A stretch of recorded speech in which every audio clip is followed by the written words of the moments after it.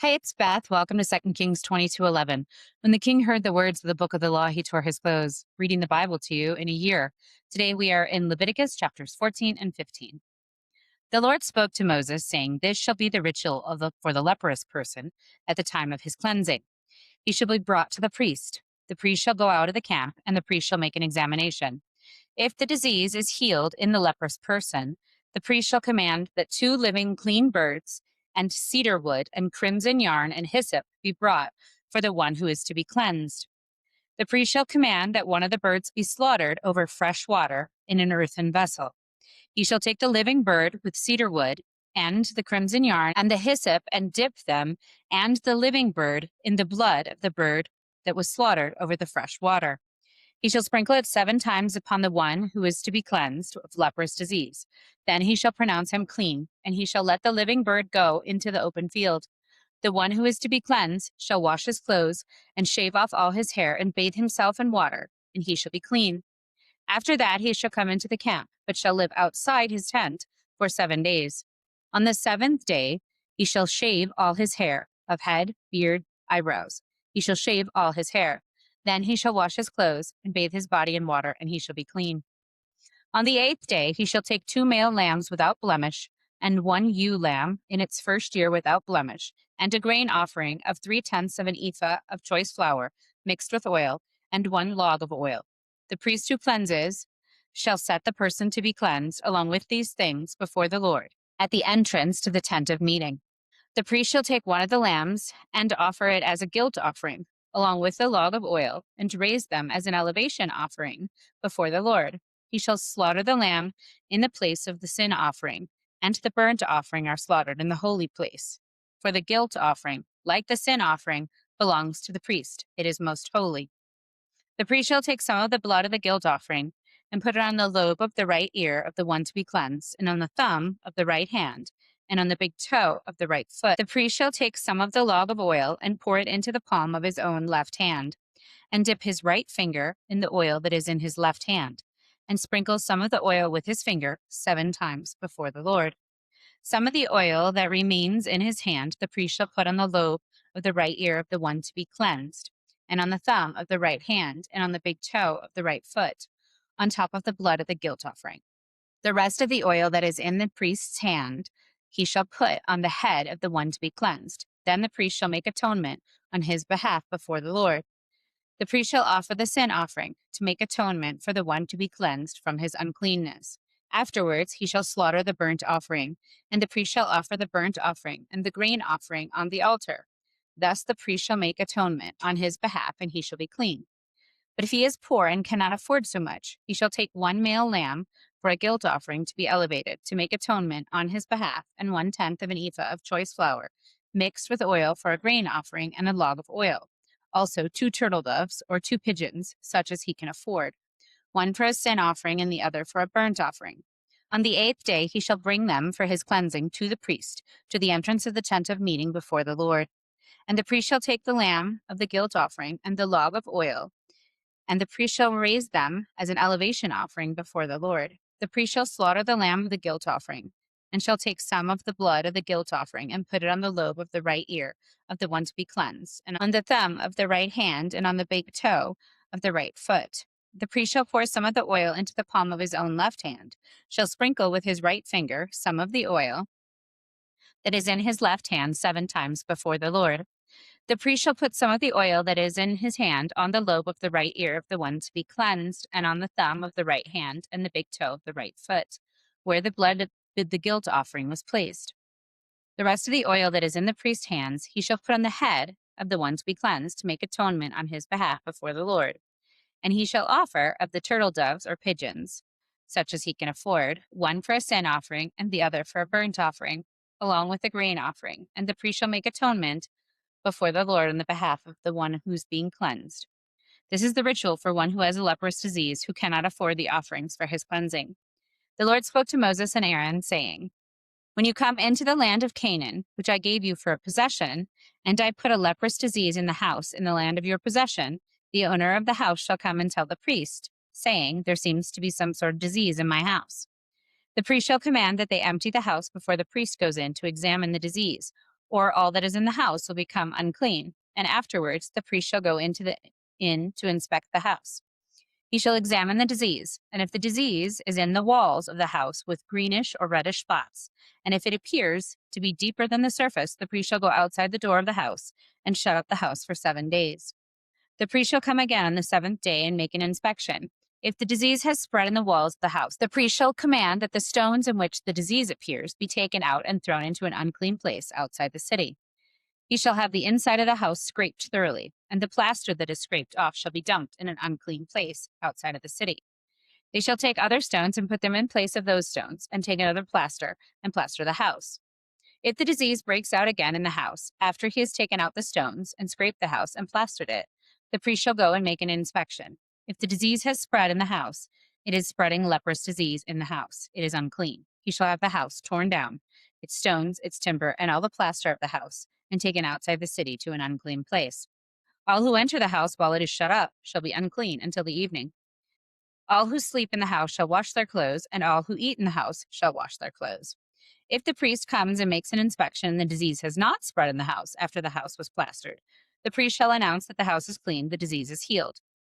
For the cleansing of the house he shall take 2 birds, one with cedar wood and crimson yarn and hyssop, and shall slaughter one of the birds over fresh water in an earthen vessel, and shall take cedar wood and hyssop and crimson yarn along with the living bird, and dip them in the blood of the slaughtered bird and the fresh water, and sprinkle the house 7 times. Thus he shall cleanse the house with the blood of the bird, and with the fresh water, and with the living bird, and with the cedar wood, and hyssop, and crimson yarn. He shall let the living bird go out of the city into the open field. So he shall make atonement for the house, and it shall be clean. This is the ritual for any leprous disease, for an itch, for leprous diseases in clothing and in houses, and for swelling or an eruption or a spot, to determine when it is unclean and when it is clean. This is the ritual for the leprous diseases. The Lord spoke to Moses and Aaron, saying, Speak to the people of Israel and say to them, When any man has a discharge from his member, his discharge makes him ceremonially unclean. The uncleanness of his discharge is this: whether his member flows with his discharge or his member is stopped from discharging, it is uncleanness for him. Every bed on which the one with the discharge lies shall be unclean, and everything on which he sits shall be unclean. Anyone who touches his body shall wash his clothes and bathe in water and be unclean until the evening. All who sit on anything on which the one with the discharge has sat shall wash their clothes and bathe in water and be unclean until the evening. All who touch the body of the one with the discharge shall wash their clothes and bathe in water and be unclean until the evening. If the one with the discharge spits on persons who are clean, then they shall wash their clothes and bathe in water and be unclean until the evening. Any saddle on which the one with the discharge rides shall be unclean. All who touch anything that was under him shall be unclean until the evening, and all who carry such a thing shall wash their clothes and bathe in water and be unclean until the evening. All those whom the one the discharge touches, without his having rinsed his hands in water, shall wash their clothes and bathe in water and be unclean until the evening. Any earthen vessel that the one with the discharge touches shall be broken, and every vessel of wood shall be rinsed in water. When the one with the discharge is cleansed of his discharge, he shall count 7 days for his cleansing. He shall wash his clothes and bathe his body in fresh water, and he shall be clean. On the 8th day he shall take 2 turtle doves or 2 pigeons, and come before the Lord to the entrance of the tent of meeting, and give them to the priest. The priest shall offer them, one for a sin offering, the other for a burnt offering, and the priest shall make atonement on his behalf before the Lord for his discharge. If a man has an emission of semen, he shall bathe his whole body in water, and will be unclean until the evening. Everything made of cloth or of skin on which the semen falls shall be washed with water, and be unclean until the evening. If a man lies with a woman and has an emission of semen, both of them shall bathe in water and be unclean until the evening. When a woman has a discharge of blood, that is her regular discharge from her body, she shall be in her impurity for 7 days. And whoever touches her shall be unclean until the evening. Everything upon which she lies during her impurity shall be unclean. Everything also upon which she sits shall be unclean. Whoever touches her bed shall wash his clothes in the bed and bathe in water and be unclean until the evening. Whoever touches anything upon which she sits shall wash his clothes and bathe in water and be unclean until evening. Whether it is the bed or anything upon which she sits, when he touches it, he shall be unclean until the evening. If any man lies with her, and her impurity falls on him, he shall be unclean for 7 days, and every bed on which he lies shall be unclean. If a woman has a discharge of blood for many days, not at the time of her impurity, or if she has a discharge beyond the time of her impurity, for all the days of the discharge she shall continue in uncleanness. As in the days of her impurity she shall be unclean. Every bed on which she lies during all the days of her discharge shall be treated as the bed of her impurity, and everything on which she sits shall be unclean, as in the uncleanness of her impurity. Whoever touches these things shall be unclean, and shall wash his clothes, and bathe in water, and be unclean until the evening. If she is cleansed of her discharge, she shall count 7 days, and after that she shall be clean. On the 8th day she shall take 2 turtle doves or 2 pigeons, and bring them to the priest at the entrance of the tent of meeting. The priest shall offer one of them for a sin offering, and the other for a burnt offering, and the priest shall make atonement on her behalf before the Lord for her unclean discharge. Thus you shall keep the people of Israel separate from their uncleanness, so that they do not die in their uncleanness by defiling my tabernacle that is in their midst. This is the ritual for those who have discharge. For him who has an emission of semen, becoming unclean thereby, for her who is in the infirmity of her period, for any one, male or female, who has a discharge, and for the man who lies with a woman who is unclean. The book of Matthew, chapter 8, verses 1 to 22.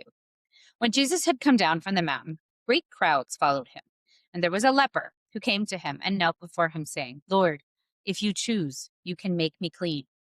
He stretched out his hand and touched him, saying, I do choose, be made clean. Immediately his leprosy was cleansed. Then Jesus said to him, See that you say nothing to anyone, but go, show yourself to the priest, and offer the gift that Moses commanded as a testimony to them. When he entered Capernaum, a centurion came to him, appealing to him, saying, Lord, my servant is lying at home paralyzed in terrible distress. And he said to him, I will come and cure him. The centurion answered, Lord, I am not worthy to have you come under my roof, but only speak the word, and my servant will be healed.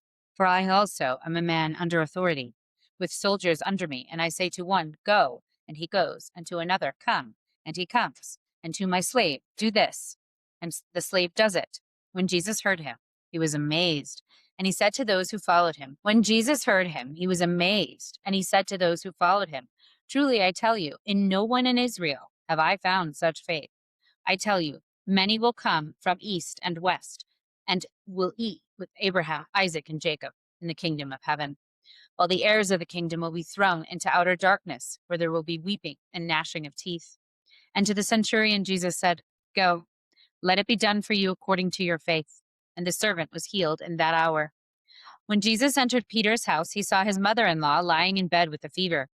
He touched her hand, and the fever left her, and she got up and began to serve him. That evening they brought to him many who were possessed by demons, and he cast out the spirits with a word, and he cured all who were sick. This was to fulfill what he had spoken through the prophet Isaiah. He took our infirmities and bore our diseases. Now when Jesus saw great crowds around him, he gave orders to go over to the other side. A scribe then approached and said, Teacher, I will follow you wherever you go.